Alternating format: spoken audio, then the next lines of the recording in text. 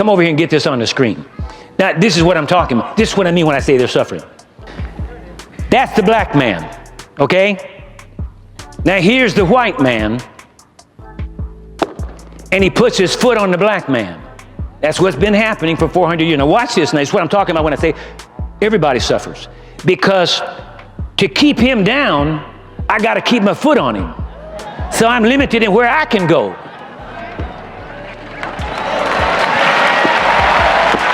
I can't go anywhere because I got to keep my foot on him.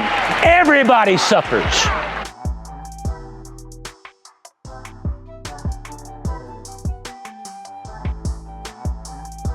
Henry Berry once argued that when a man spends his life with his foot on another man's neck, he limits not only the other man's progress, but his own.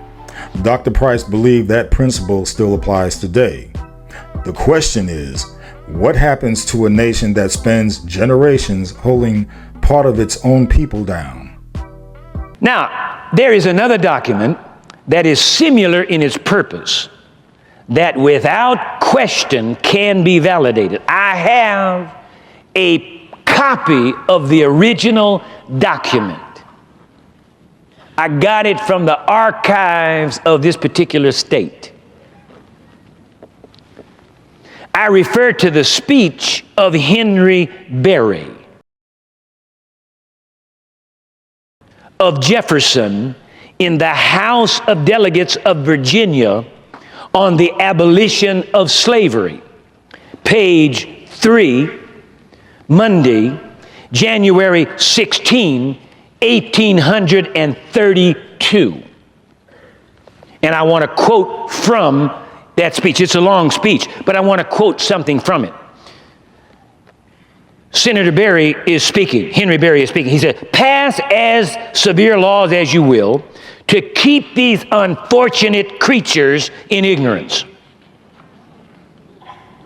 See, last week we found out from one of the states in their law that you were a thing.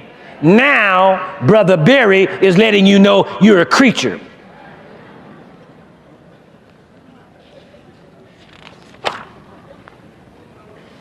Pass as severe laws as you will to keep these unfortunate creatures in ignorance. It is in vain unless you can extinguish the spark of intellect which God has given them. Let any man who advocates slavery examine the system of laws that we have adopted from stern necessity, it may be said, towards these creatures, and he may shed a tear upon that. And would to God, sir, the memory of it might thus be blotted out forever. Sir, we have as far, now this is the part I want you to get. Oh, Jesus, help us to get this.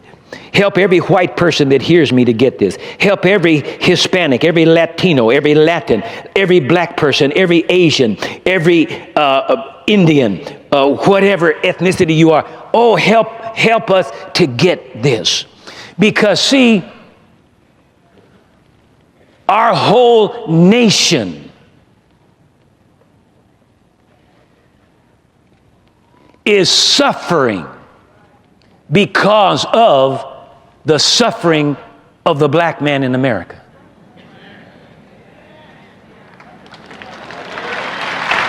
Now, I wish, let me have your bulletin there, son. Hand me that. I wish I could get this well, they can put it on the big screen. They can put, come over here and get this on the screen. Now, this is what I'm talking about. This is what I mean when I say they're suffering. That's the black man, okay? Now, here's the white man, and he puts his foot on the black man. That's what's been happening for 400 years. Now, watch this. Now, this is what I'm talking about when I say everybody suffers. Because to keep him down, I got to keep my foot on him. So I'm limited in where I can go.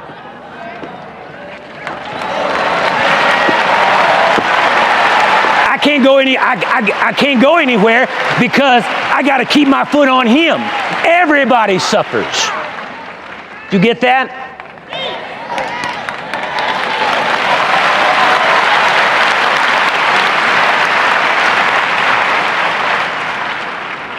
All right, now listen. Listen to this. This is Henry Berry. Listen to this. We have, as far as possible. See, when he says we now, he's talking about white America of 1832 and before. Listen to this carefully now. We have, not they have, we have, as far as possible, closed every avenue by which light might enter the slaves' minds. We have only to go one step further to extinguish the capacity to see the light, and our work would be completed. They would then be reduced to the level of the beasts of the field, and we should be safe.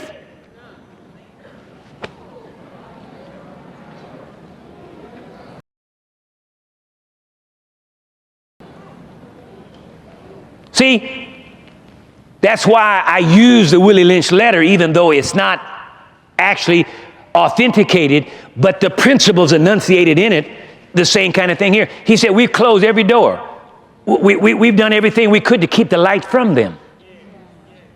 Are you following me?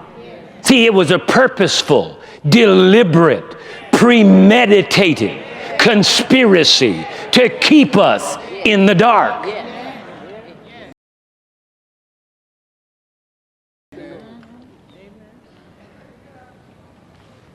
It's not by accident.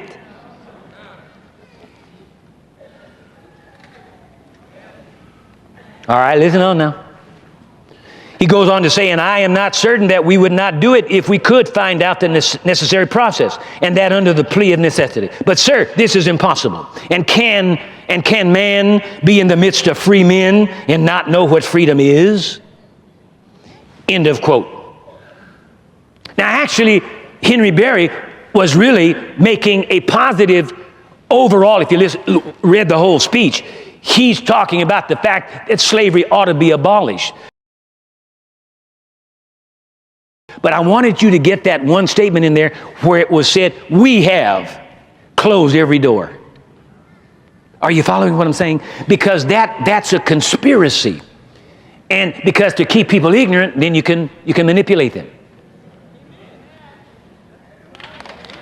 Listen, that's the reason why I keep telling you, and I'm not just doing it to pump you up. I'm not just doing it just to be sensational, but I'm doing it to help you to recover yourself out of this thing if by chance you happen to have it like I happened to have it 27 years ago. This idea of low self-esteem, this idea of not feeling too good about myself. You need to stop and think of how marvelous we actually are. Because listen, it was against the law to teach a slave to read. It was against the law. And even after slavery was supposedly over in 1865, they did everything they could to keep us from going to school. But just think about it. With all that's been against us, just think of what has happened since that time.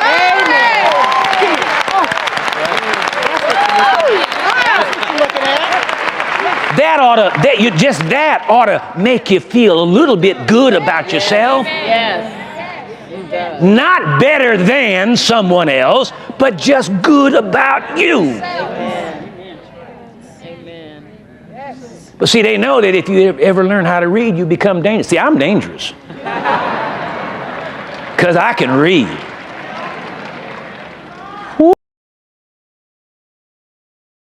Ooh, I'm dangerous. And see, all this stuff, they recorded all this stuff. But it's not common knowledge. You ain't gonna learn this in your school. Especially in no ghetto school, they ain't gonna teach you this. Hardly in no school, university or anything else. But definitely not in the ghetto school. But it ought to be taught in the ghetto school. It ought to be taught from preschool right on up through college.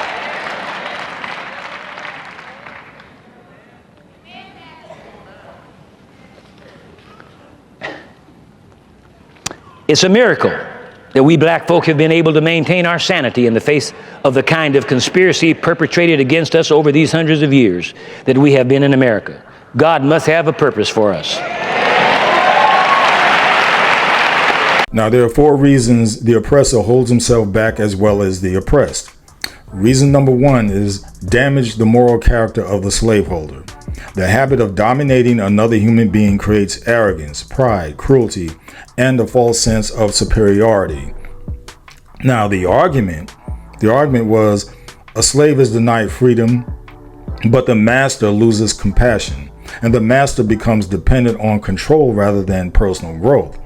Children raised in such a system learn domination rather than brotherhood. And this mirrors observations made by Henry Berry, who argued that slavery corrupted the morals of both races and taught children habits of tyranny. Point number 2 is that slavery hurt economic progress. Berry argued that slave labor discouraged innovation and industry. Why invent? Why improve? Why educate workers? See, if forced labor is available, society becomes stagnant. And many abolitionists believe slavery kept the South economically behind because it relied on human bondage instead of entrepreneurship, manufacturing, and education. Point number 3 is that slavery created fear. And one of the most striking themes in many Virginia abolition speeches after the Nat Turner Rebellion was that slaveholders lived in constant fear. They feared revolts, escape attempts, retaliation, and social instability. Now, the irony was that those claiming to be free were themselves living under anxiety because of the system they maintained. And point number 4 is that oppression limits the oppressor. Now, this is probably the connection Dr. Price wanted his audience to see. If I spend all my energy keeping you down, restricting your opportunities and blocking your advancement, then a large portion of my energy is spent maintaining the system rather than building my own future. So in modern language, you can't fully run your race while holding someone else back. The oppressor becomes a prisoner of the system he created. So continue to renew your mind. Enough said. So I wanted to bring this up about the situation with this UFC fighter who fought at the White House this past weekend. And when he won, well, you can see for yourself what he said. And lastly, Michelle Obama is a man. Am I right, America? Ladies and gentlemen. I think it was despicable, deplorable, and totally racist. My thing is, why? Why come out and say this? The Obamas have not been in office for years, but yet this man wants to come out and say this. Now, he's saying this because of our current president. Our current president is constantly having the Obamas in his mouth, just like this man. And to say that Michelle Obama looks like a man, I'm starting to see this as racist jargon because it's totally disrespectful. And for a sitting president or any president to endorse this, again, is despicable, it's deplorable, and it's heinous.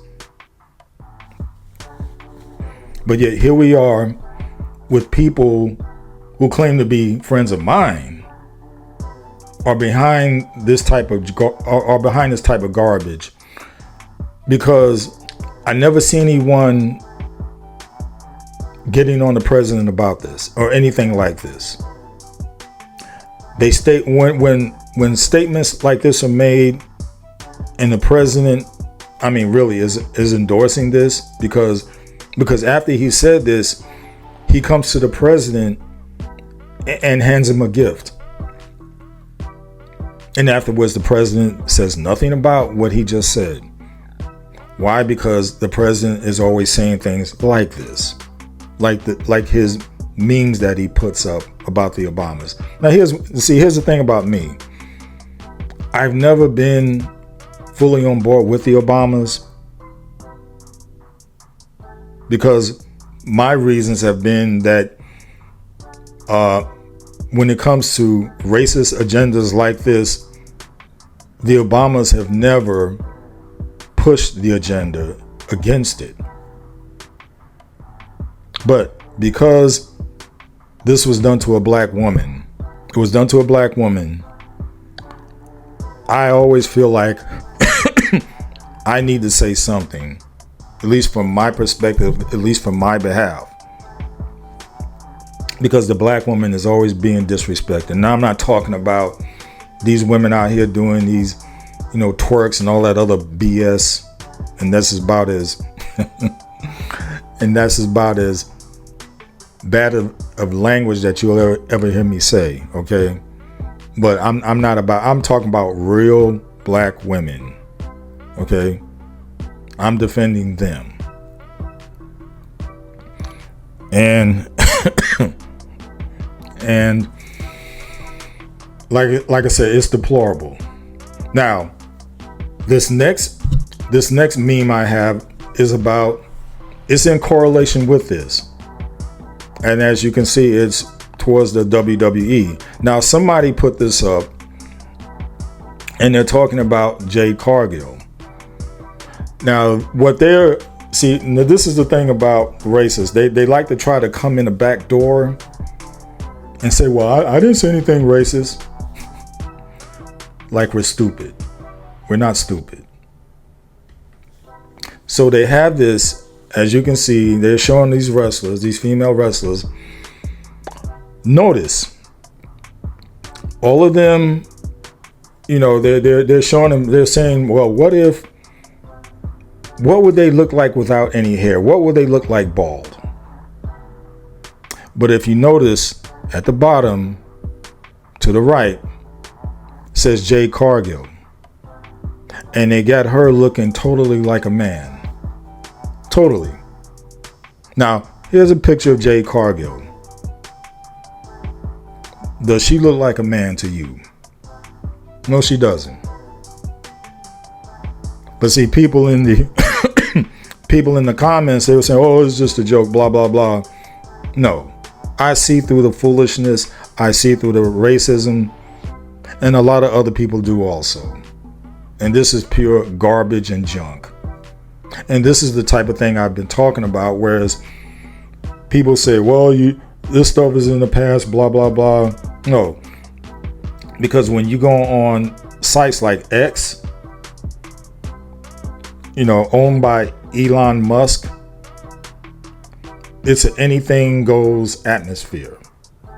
You can post almost anything you want, get away with it. So where a lot of the racists go to cohabitate is on X.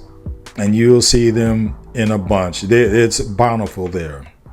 So no, racism isn't dead.